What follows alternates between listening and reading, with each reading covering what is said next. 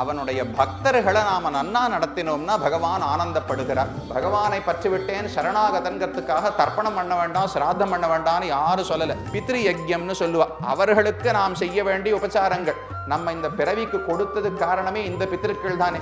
பகவானால ஏற்படுத்தி வைத்தவர்கள், ஏற்படுத்தப்பட்டவர்கள் மற்றவர்கள். பகவானுக்கு இன்னென்ன உபச்சாரங்களை பண்ணணும், என்ன மனோபாவம் எப்படி பண்ணணும்னு பார்த்தோம். எல்லாத்துக்கும் மேலாக அவனுடைய பக்தர்களை நாம நன்னா நடத்தினோம்னா பகவான் ஆனந்தப்படுகிறார். இதெல்லாம் பகவானுக்கு நாம் செய்ய வேண்டிய உபச்சாரங்கள். அடுத்து தெய்வங்கள், பித்திருக்கள் கண்டிப்பா பண்ணணும். நித்திய கர்மம், நைமித்திக கர்மம்னு பகவான் எத்தனையோ ஏற்படுத்தி வச்சிருக்கார். அதுல ஒன்னே ஒன்று புரிஞ்சுக்க வேண்டியது, ஒரு தலைவர், இப்ப பல பேர் இருக்கா, ஒரு நிறுவனம்னு வச்சுக்கோங்களேன், முதல் கட்டம், அதுக்கு மேல கடைசி நிலை முதலாளின்னு இருப்பாளோ இல்லையோ. இந்த முதலாளிக்கு நாம் புறக்கணித்து விட்டு கீழே இருப்பவர்களுக்கு மட்டும் நாம ஏதான உதவி பண்ணோம்னா அதுக்கு என்ன பேரு? உலகத்துல அதுக்கு நல்ல பேரே கிடையாது. யாருக்கிட்ட நான் செலுத்தனமோ பணத்தை அவரிடத்துல செலுத்தினேன்னால் அதுக்கு நல்ல பேர், அதுக்கு நான் அவருக்கு சமர்ப்பித்தேன்னு சொல்லலாம். அவர்கிட்ட சமர்ப்பிக்காமல் அவருக்கு கீழே வேலை பார்க்குறவாளுக்கெல்லாம் சமர்ப்பித்தேன்னா அதுக்கு லஞ்சம்னு தானே பேரு. அதை போல பகவானுக்கு என்ன கர்மத்தை பண்ணணுமோ, நமஸ்காரம் பண்ணணுமோ அதை பண்ணிடணும். அதற்கு பிறகு அவனால ஏற்படுத்தி வைக்கப்பட்ட மற்ற தேவதைகள் இருக்காளோ இல்லையோ, இந்திரன், சந்திரன், குபேரனுக்கு மட்டுமே நான் தொண்டன் அப்படின்னு சொன்னால் அப்போ உண்மையான தலைவனான பகவானுக்கு உரித்தானதை கொடுக்காமல், அவருக்கு ஒரு வணக்கத்தையே சொல்லாமல், அவரால் ஏற்படுத்தப்பட்ட சின்ன சின்ன தெய்வங்களையே தொழுதுன்றிருந்தேன்னால் அப்ப அவரை ஏமாத்துறேன்னு அர்த்தம். அப்போ உண்மையா என்ன பண்ணணும்? இவர் எல்லாத்துக்கும் முதலாளி, இந்த உலகத்தையே படைத்தவன் பகவான். அப்ப எல்லா தெய்வங்களுக்கும் தலைவன் அவர். பரந்திரமன்னே பல்லுலகீர் தெய்வம் மத்தில்ல பேசுமினேன்னு ஆழ்வார் தெரிவிக்கிறார். பகவானால ஏற்படுத்தி வைத்தவர்கள், ஏற்படுத்தப்பட்டவர்கள் மற்றவர்கள். அப்ப அவர்களை அவமரியாதை பண்ணக்கூடாது, நன்னா அவர்களுக்கு மரியாதை பண்ணலாம். இப்போ ஆபோஹிஷ்டா மயோபவா தான ஊர்ஜே ததாத்தனன்னு வருண பகவானுக்கு சொல்றோம். இந்த தீர்த்தத்தை புரோக்ஷிச்சுக்கிறோமோ இல்லையா, சந்தியாவனம் பண்றச்சே, வருண பகவானே தீர்த்தமே நீதான் அமிர்தம் போன்றவர், உன்னுடைய சக்தியால்தான் இந்த உலகமே நாங்கள் அனைவரும் இயங்குகிறோம்.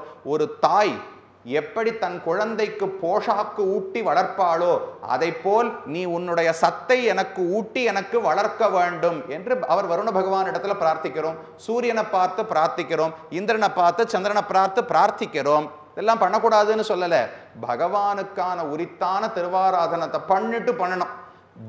நேர பிரம்ம யஜ்ஞத்தை விட்டுட்டு பரமாத்மாவுக்கு பண்ண வேண்டிய கைங்கரியத்தை விட்டுட்டு மற்றவர்களுக்கு மட்டும் பண்ணேன்னால் அப்ப நான் இன்னும் உலகத்தை சரியா புரிஞ்சுக்கல, அமைப்பையே புரிஞ்சுக்கலன்னு அர்த்தம்.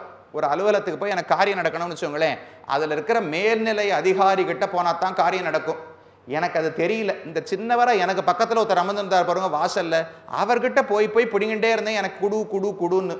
சாமி எனக்கு கொடுக்கறதுக்கு சக்தியே கிடையாதுன்னு அவர் ரொம்ப நாள் கழிச்சு சொன்னார். முதல்ல சொல்ல மாட்டாளோ இல்லையோ, தான் அந்த நிறுவனத்தையே நடத்துற மாதிரி முதல்ல காமிச்சிருந்தார். சரின்னு ரொம்ப நாள் அவருக்கு கைங்கரியம் பண்ணிட்டு இருந்தேன். அப்புறம்தான் தெரிஞ்சது இவரால் அந்த கோப்பையை அடுத்து கொண்டு போக முடியும், அதுக்கு மேல ஒண்ணும் பண்ண முடியாது, மேல ஒருத்தர் உட்கார்ந்துட்டு இருக்காருன்னு. அப்ப நேரம் அவர்கிட்ட போயிடுவோமோ இல்லையோ.